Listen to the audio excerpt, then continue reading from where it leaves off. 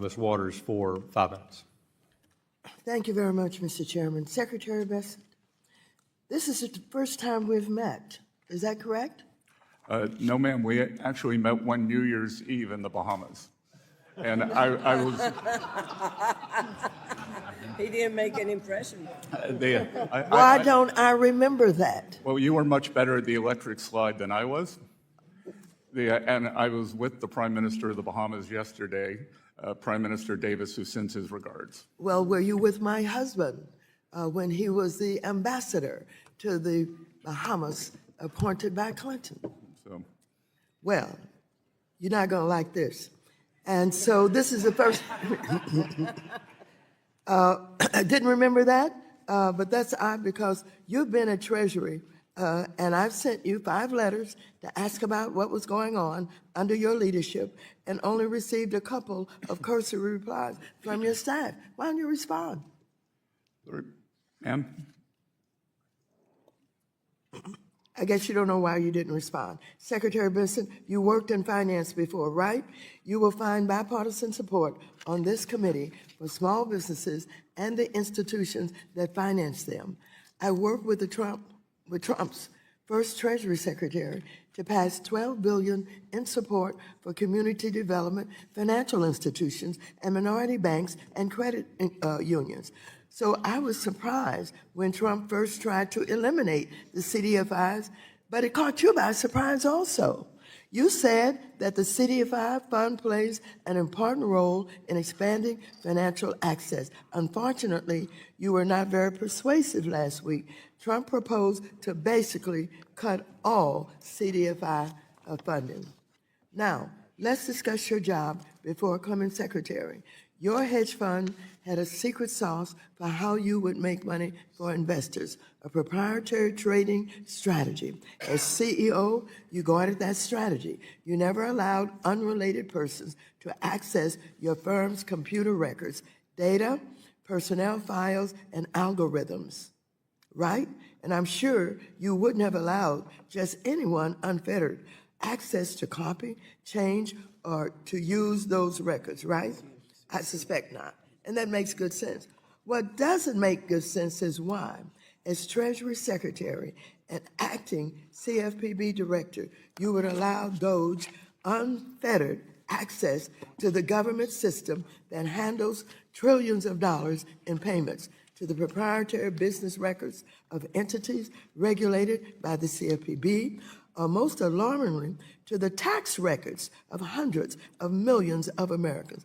But you still threw up the gates of our finance system open to Elon Musk and his band of 22-year-olds. Yes or no?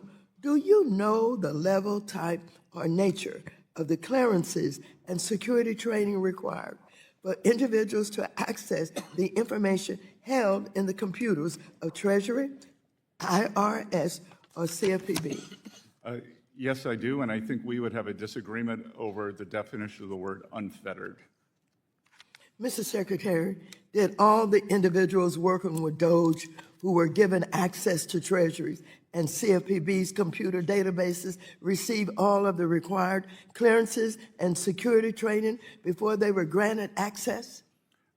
Again, they were granted read-only access at Treasury. There were two. So let me just say, Doge employees. please, you can't filibuster here. This is not the filibuster playground. And so what you did was you let these strangers into our Treasury with access to all of the data, all of the personnel information, and you just opened the door. Why'd you do that? No, ma'am. They were Treasury employees. Oh, are you saying today in front of this committee that all of them were Treasury employees, that the 25-year-old who's being identified, who worked for Elon Musk, was allowed into the Treasury? Was that person there? He was a Treasury employee, as was Tom Kraus, the senior person on the Doge team. There were only 2 people. There were Doge employees also. Sorry? Do you know, were you aware that there were Doge employees coming into our Treasury getting all of our personal information? Well, ma'am, there is no such thing as a Doge employee. There were Treasury employees. I tend to disagree with you based on the information I had. Has any information been downloaded by anyone working with Doge from any of Treasury's or CFPB's computers? Answer yes or no. Not to my knowledge. You better learn. Gentlewoman yields I yield back. The gentleman from Michigan, the vice chairman of our committee, Mr. Heisinger, is recognized for 5. Well, thank you, Mr. Chairman and Secretary Beasant, for your appearance here today, as well as your very nice courtesy call where we were able to identify areas of common interest like digital citizenship. I'd like to speak today about the strength of the U.S. dollar and the decline of U.S. manufacturing, which, as you know, I'm very concerned about. I started this company back when I was 19 years old that now provides over 1,500 manufacturing jobs in the Midwest. And it's not been easy. We started our company in the beginning of the Reagan inflation. Then we had to live through all of the Bush policies and the China shock that occurred on his watch. We lived through just all the ups and downs of this, and it's not an easy thing. And now, in terms of the strength of the dollar, it's affected by many things. It's including central bank policies, interest rates, tariffs, and the balance of trade. But in the long run, I believe that the strength of the dollar reflects the world's confidence in the U.S. economy, in the competence of U.S. leadership, in the value of products made by American workers, and our reputation as a fair place to do business and the rule of law in America. Now, Secretary Beasant, earlier this week, you ran an op-ed in the Wall Street Journal echoing many of the points you made in your testimony. And in that op-ed, you promised, inter alia, more jobs, more manufacturing, more deregulation, lower taxes, less national debt, all while maintaining a strong dollar. On the other hand, Stephen Mirren, Trump's choice for the chair of the Council of Economic Advisors, wrote a paper last year arguing for weakening the dollar through something he called the Mar-a-Lago Accords, which you have reportedly been placed in charge of negotiating. The president himself has just been all over the map on almost a daily basis on whether a strong dollar or a weak dollar will make America great again. So my question is, what is it? Does the administration support a strong dollar or a weak dollar? Sir, I'll work a little backwards. C. Head Myron paper was when he was in the private sector, and I think it related to a range of outcomes. Two, that I believe that the conditions for a strong dollar, they are important for international competence. And again, when we think of strong dollar, what is a strong dollar? Is it the composite on the Bloomberg of all currencies? Is it a trade-weighted dollar? And then we can also look at bilateral relationships, because much of that could be not so much a strong dollar, but other countries manipulating and suppressing their currencies, which would... We lived through that in the Bush administration and his non-reaction to what China was doing. I know all about that.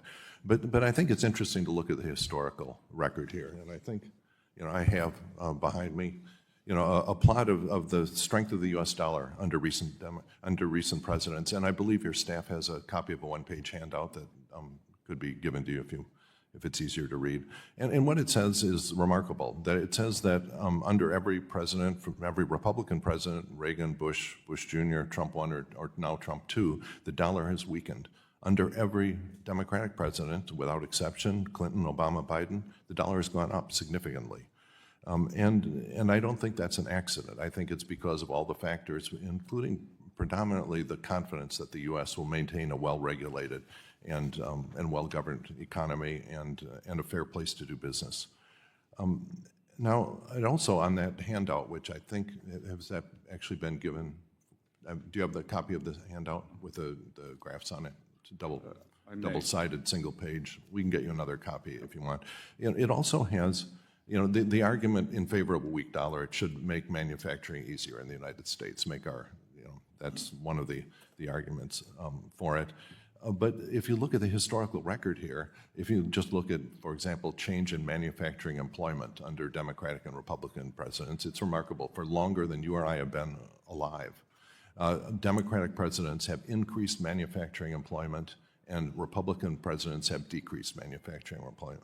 you know, from FDR, Truman, Kennedy, Johnson, Carter, Clinton, Obama, and Biden, all increased manufacturing employment. Eisenhower, Nixon, Ford, Reagan, Bush, Bush 2, it all dropped. Okay, I don't think this is an accident, but the thing I want to ask you about is how did the Republicans manage to weaken the dollar and weaken manufacturing employment at the same time? Because it seems like that's completely crossways to the narrative that we're hearing from this administration. Well, sir, The gentleman's time has answer for the- expired. The gentleman's time has expired. The secretary can answer in writing. The gentleman from Tennessee, the vice chairman on Oversight and Investigation Subcommittee, Mr. Rowe.